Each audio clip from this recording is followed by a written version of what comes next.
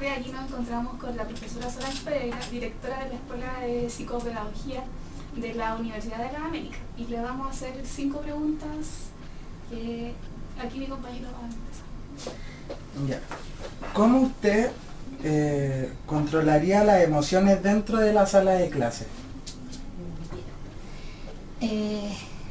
La pregunta en sí es compleja, porque lo primero que hay que ver es conocer la realidad de cada uno de los estudiantes y también saber qué edad tienen, qué características son las que tienen y cómo las emociones interfieren positivo o negativamente en el proceso de aprendizaje.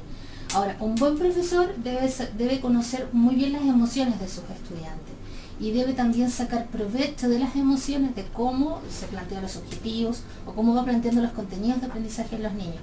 Pero es importante tener en cuenta que el niño que aprende también aprende a través de sus emociones. Y hay situaciones y hay circunstancias de la vida que pueden hacer que el niño esté más contento o esté triste o esté poco motivado. Entonces es súper interesante conocer las emociones de los estudiantes para enfrentar el proceso de aprendizaje.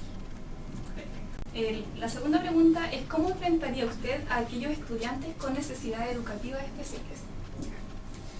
Bueno, ahí un buen profesor lo primero que tiene que saber es identificar de qué tipo de necesidades educativas especiales estamos hablando. Nosotros, la normativa y la política en educación especial acá en Chile nos delimita que tenemos 2 tipos de necesidades educativas especiales. Tenemos las necesidades educativas especiales permanentes y tenemos las necesidades educativas especiales transitorias. Las permanentes son las que tienen relación con la discapacidad, ¿ya? Y las transitorias son las que con un apoyo, y dependiendo del tipo de necesidad que tenga este niño puede superar su necesidad. Ahí lo que nosotros regularmente se tiene que hacer, lo que se hace en educación, siempre es que el profesor no esté solo. Siempre tiene que estar acompañado de alguien, de algún experto o algún especialista en la materia de las necesidades educativas especiales. Acá, ¿quiénes pueden ser? Puede ser tanto un educador diferencial como un psicopedagogo que conocen estas necesidades y que acompañan y trabajan colaborativamente con el profesor de aula, en este caso, sea un profesor de educación general básica o un educador de párvulo, para potenciar y favorecer el aprendizaje de estos chicos. Estos chicos, los que tienen necesidades educativas especiales, lo que finalmente tienen son barreras para aprender. Aquí a nosotros no nos tiene que importar el diagnóstico del niño ni su necesidad educativa especial, sino que nos tiene que importar que este chico tiene barreras para el aprendizaje. Y yo, como un buen docente, tengo que facilitar su proceso de aprendizaje, haciendo adecuaciones curriculares, aplicando lo que es la evaluación diferenciada. La tercera pregunta es ¿cómo usted enfrentaría a un estudiante con dificultad en el aprendizaje? Ya. O sea, ahí es súper importante tener como un diagnóstico inicial, como conocer bien la realidad del niño y por qué le cuesta aprender y qué específicamente de los contenidos o de las materias es la que tiene más dificultad. Por ejemplo, si me doy cuenta que un niño tiene grandes dificultades para enfrentar el proceso de aprendizaje a la lectura, tengo que investigar por qué le cuesta leer, cuál es la causa de esta dificultad para la lectura. Y por ejemplo, puede ser que es muy común en algunos casos niños que no han sido bien estimulados o no han desarrollado bien, no sé, no tienen un buen nivel de vocabulario, desconocen letras, no han desarrollado conciencia fonológica o tienen dificultades del lenguaje que no han superado en los niveles de preescolar y los arrastran a ya la educación básica. Entonces ahí tenemos que identificar muy bien ¿por qué tiene dificultades para aprender? ¿Qué área, qué materia en específico tiene dificultad? Porque también tenemos chiquitos que les cuesta mucho el aprendizaje de los números. Esto es lo que tiene que ver con la matemática. Entonces, regularmente, si nos cuesta aprender a leer es porque hay una base de lenguaje. Si nos cuestan las matemáticas, porque tenemos problemas a lo mejor en memoria a largo plazo o problemas de razonamiento. O también tenemos chicos que tienen dificultades para aprender porque están poco motivados o no les gustan las materias. Entonces ahí es donde se mezcla la primera pregunta que me hicieron ustedes, que tiene que ver con las emociones. Hay chicos que a veces les cuesta aprender, pero si están súper motivados, es como que esta dificultad va a pasar del lado, ¿ya? Les va a costar menos. Les puede costar menos. Y ahí el rol del profe. O sea, el profesor tiene que estar siempre entendiendo cuál es el proceso de aprendizaje de sus estudiantes, por qué este niño específico tiene dificultades para aprender. pero no, el profe no tiene que ver esto como una carga, sino que lo tiene que ver como una característica más en la situación de su estudiante. Es un niño que tiene características, y esa característica es que tal vez le cuesta un poquito más aprender. En general, todos los niños aprenden con un ritmo distinto y una manera distinta de aprender. Más adelante ustedes se van a enfrentar con un curso que tal vez van a tener 40 niños distintos, todos distintos, pero al final todos aprenden, pero con distinto ritmo. Hasta el niño que tiene alguna necesidad educativa especial. Ese niño también aprende, pero aprende con un ritmo diferente. Los procesos cognitivos son propios de cada estudiante. ¿Qué técnica utilizaría para potenciar a aquellos que no van al mismo ritmo? Todo lo que tiene que ver con procesos cognitivos, nosotros consideramos, desde la psicopedagogía, se consideran que los procesos cognitivos es la base para el aprendizaje. Los procesos cognitivos se comienzan a estimular y se comienzan a trabajar desde que el niño nace. Es más, hay registros de cuando el niño está en el vientre materno, se dice que ya está registrando sonidos a nivel de memoria a largo plazo. Entonces, si se fijan, yo estimulo y trabajo desde el mismo vientre materno lo que tiene que ver con procesos cognitivos, memoria, sobre todo memoria. Una vez que el niño ya nace, viene todo el proceso de aprendizaje, y ahí los procesos cognitivos ocupan un rol fundamental, todo lo que tiene que ver con percepción, atención, lenguaje, que son base para el aprendizaje.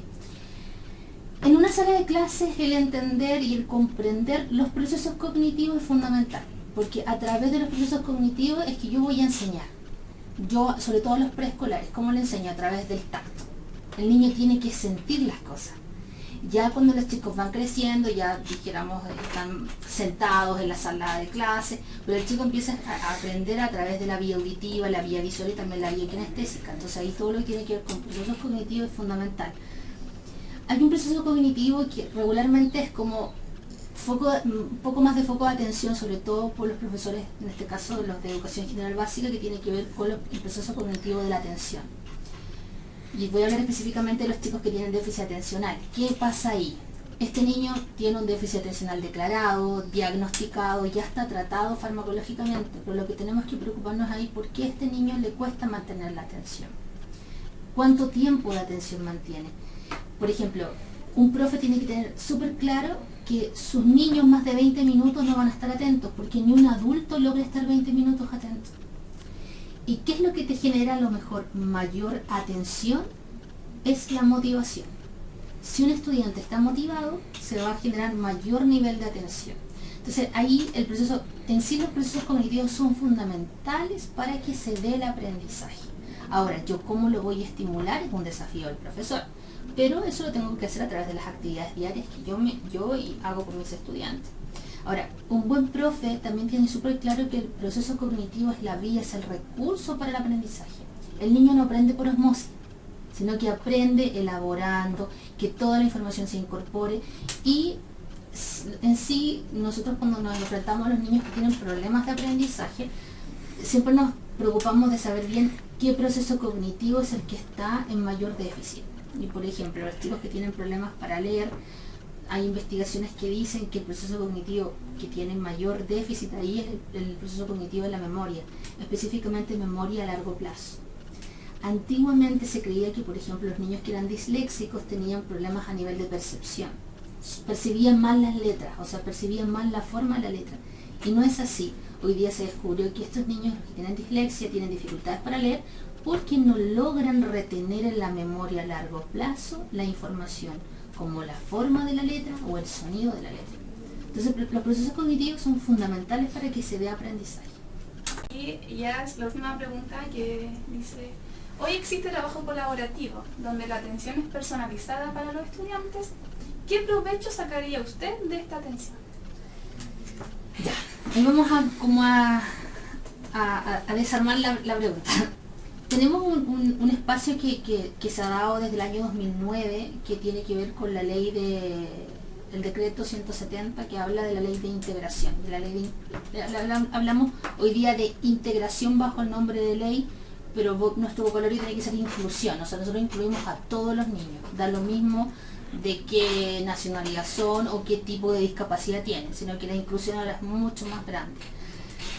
Cuando hablamos de trabajo colaborativo, el trabajo colaborativo netamente tiene que ver cómo yo como profesor me paro frente a un equipo. En los colegios actualmente se trabaja mucho en base a equipos.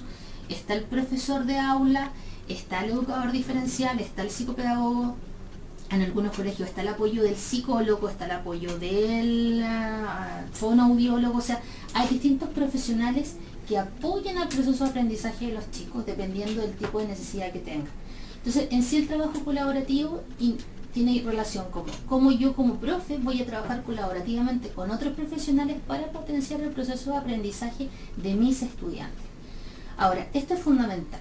Trabajar colaborativamente es fundamental porque yo, a lo mejor, si yo fuera una educadora de párvulo, hay cosas que no sé, porque no me han formado desde el punto de vista de las mallas curriculares de mi formación, de mi universidad. A lo mejor no me formaron y yo no tengo muchas estrategias para trabajar con niños con discapacidad. Entonces ahí le pido ayuda a esta educadora diferencial que sí tiene conocimiento. Otro ejemplo, yo soy un profesor de básica y tengo en mi sala de clases niños con problemas del lenguaje. A mí no me prepararon para eso, por lo tanto le voy a pedir ayuda al fonoaudiólogo que me dé tips, me entregue orientaciones o planifiquemos juntos, porque una de las cosas que queremos ahora con el trabajo colaborativo es que tanto el profesor de básica junto con otro profesional que no sea profesor planifiquen las actividades de la sala de clase. Nosotros actualmente estamos abordando que los niños dejar de atenderlos uno a uno, sino que la necesidad que tiene se atiende dentro de la sala de clase. Ya se están como dejando atrás estas prácticas de que antiguamente se sacaban a los niños y se llevaban como a salas especiales.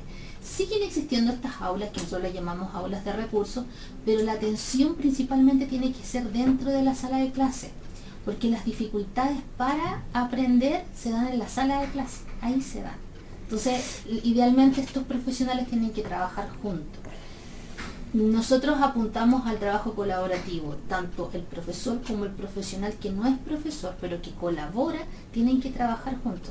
Y aquí hay un tema súper interesante que tiene que ver con esta como que el que no es profesor, por ejemplo, hablamos del psicólogo o del fonoaudiólogo, o la misma educadora diferencial o la psicopedagoga, no viene a supervisar la pega del otro, no viene a supervisar el trabajo del profesor de básica, al contrario, lo que se tiene que hacer es trabajar mutuamente. Desde mi rol como psicopedagoga, yo siento que los profesores de educación general básica y las educadoras de párvulo y los profesores de enseñanza media saben mucho.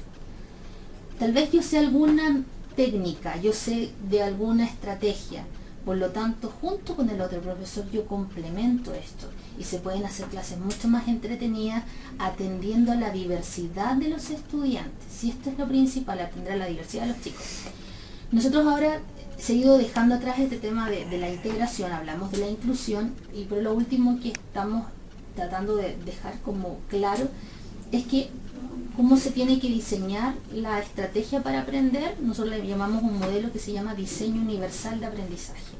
Y este diseño universal de aprendizaje apunta a que no nos interesa la necesidad que tenga el niño, sino que lo que yo voy a hacer es atender a ese niño como se debe atender para potenciar su proceso de aprendizaje, y voy a planificar pensando en mis 40 estudiantes, pensando en sus necesidades, pero todos van a hacer las actividades. Aquí no es que voy a hacer, esta es una actividad para el niñito que le cuesta leer, no, sino que voy a hacer una actividad que va a potenciar al niño que le cuesta aprender a leer, pero los otros también se van a enriquecer de esas actividades. Entonces, la idea es esa, trabajar colaborativamente, aprender del otro profesional, pero el fin último es que los niños dentro de la sala de clases aprendan. Ese es el fin. Damos fin a nuestra entrevista y terminamos por darle las gracias a la profesora Solange